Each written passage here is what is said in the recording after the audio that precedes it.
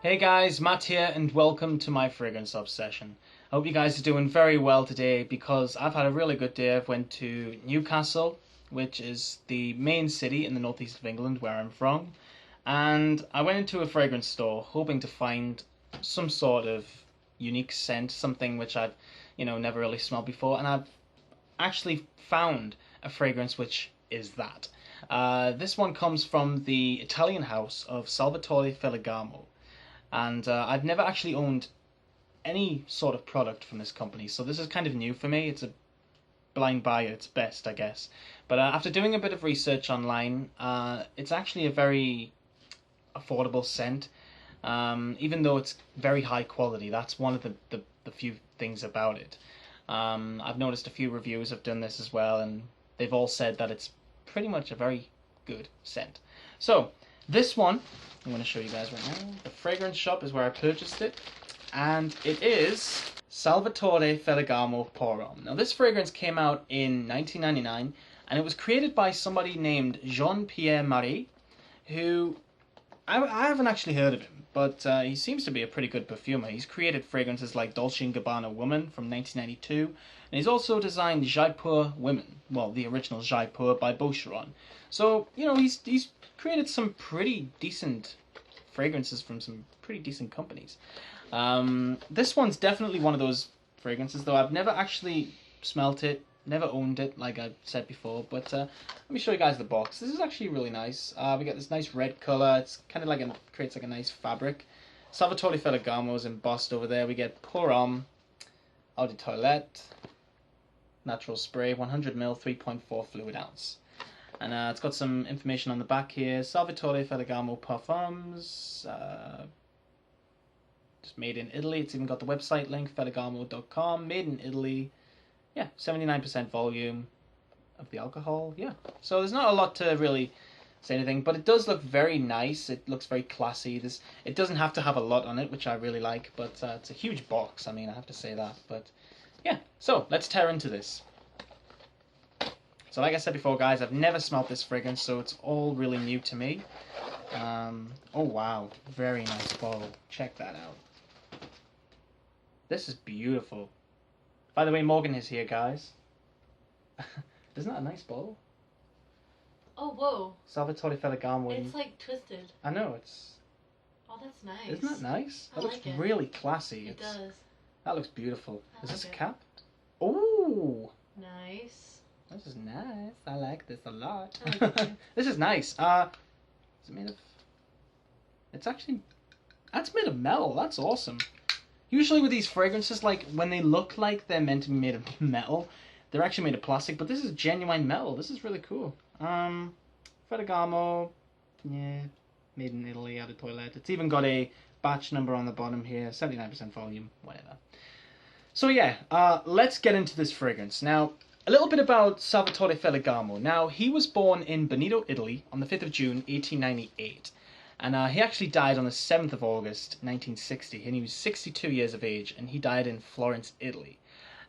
He's known as being one of the earliest shoemakers. In fact, he's one of the first shoemakers who actually created shoes for a lot of famous people. And a lot of these famous people are people that, vary from different years from where they really rose to their fame. People like Fred Astaire, Frank Sinatra, Ginger Rogers, Eva Peron, and also the very famous and very elegant Marilyn Monroe. So he's created, male shoes, women's shoes. He's apparently one of the best shoemakers in the world at the time. He actually opened up his first shoe shop in Naples, but he actually he actually emigrated to Boston in the United States in 1914, where he really wanted to start up his designer career. But he's known all over the world. I mean, if you look at some of the products that he's released, they're honestly really beautiful. And then some of their fragrances are great too. I mean, I've smelled a few of their F fragrances, so the F line. Really, really good scents. But this is the original men's scent, so I haven't actually smelt this one at all. So let's get straight into it. Here we go. Let's check the sprayer. Sprays very well. But how does this fragrance smell? Well, let's get into it.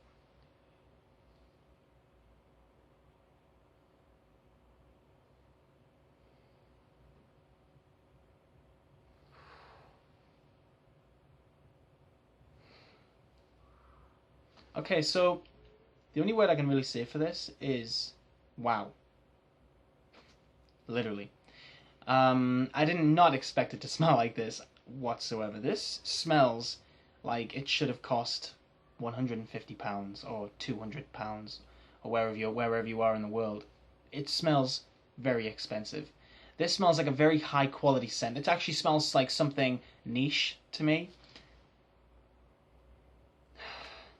It kind of reminds me of pencil shavings. Now, when smelling the pencil shaving sort of vibe, it reminds me of being in school when, I don't know why, but when I was in like primary school, so that would have been elementary school if you guys are in America, we used to use pencils more than we used to use pens, and we used to sharpen our pencils a lot. And the pencil shavings is really strong. I'm getting that vibe in this fragrance very strongly. It's very, very nice. But let's get to the notes. Now, this fragrance is classified as a woody floral musk, and some of the notes consist of cyclamen, caraway, African geranium, fig leaf, grapefruit, neroli, and Brazilian rosewood. Now, straight away when I smell this, I do get that fig. Now, whenever I think of a fig, I think of something like Doon Pour Homme by Christian Dior. This one to me is a little bit more natural. Don't get me wrong, I love Doon Pour Homme. I think Dior are a very high quality house. I mean, they blend their fragrances to a very high quality level that not a lot of companies do. Chanel are another one, but this to me smells like anything, like way far away. This is the complete opposite of synthetic in my opinion. It smells so genuine, so crisp, so original that I don't think I've ever smelled anything else like this. It smells great. It actually smells great. But the thing is, like when I first sprayed this, I'm just going to reapply it here. I know I really shouldn't in the middle of a review, but I just want to try something. When I first sprayed it, it smelled it smelled strong. It actually had a very strong vibe, but then it mellowed down to that pencil shaving sort of smell. But smelling it now, I do get this sort of geranium with that fig leaf and that grapefruit there as well. But the neroli is also very visible also. A definite woody fragrance with that sort of geranium and fig leaf with that grapefruit neroli in the top. Actually, I'll tell you what's interesting. I've never actually detected as many notes as that before in an opening of a fragrance. Usually, if it's something like lemon is the most detectable note. This one has grapefruit, so it is very detectable, and usually notes like that are the first thing you smell. But there's a lot of notes in this fragrance in the top that I do detect. But let's get on to the rest of the notes. So in the middle we get carnation, orris root, jasmine, rose, and cardamom. So jasmine, I definitely get the jasmine, and I definitely get the rose also. But the rose doesn't smell like a typical traditional pink rose, you know, like something that maybe an older woman would wear, you know, something like that. To me, this actually smells more opposed to a kind of white rose, so it's got kind of like a linen smell, like a clean bed sheet sort of smell with a kind of rose sort of link in there somewhere. But it actually smells beautiful, like really, really good. But in terms of orris root and the cardamom, maybe not so much. Overall, I do think that this is very woody, so I think for maybe the first few hours, it is going to be a very woody fragrance. But I want to talk about the dry down. So in the base, we get leather, sandalwood, musk, oak moss, vetiver, and cedar. Now, straight away, I can already tell that this fragrance is just going to be very strong in the dry down with that vetiver. Because already, I'm starting to get this sort of green vibe. And kind of smells kind of barbershoppy as well. Cedar's also definitely visible in this, without a doubt.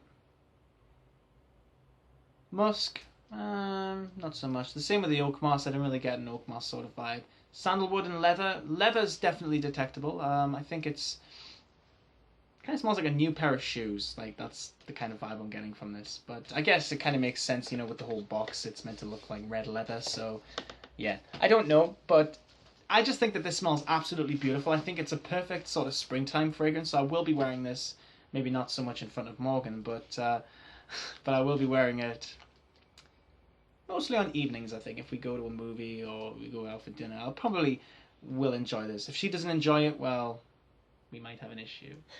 But we'll be fine. So guys, thank you so much for watching my review on Salvatore Ferragamo Pour Homme. This fragrance came out in 1999 and it's classed as a woody floral musk fragrance. Thank you so much for watching my fragrance obsession, guys. My name is Matt. I hope you guys have enjoyed this review. Please let me know what you think of this fragrance in the comments below, and I will definitely get back to you. So it's bye from me. Oh, bye. Thank you. And yeah, so thanks a lot, guys, for watching. Take care of yourselves, keep smelling good, and bye-bye for now.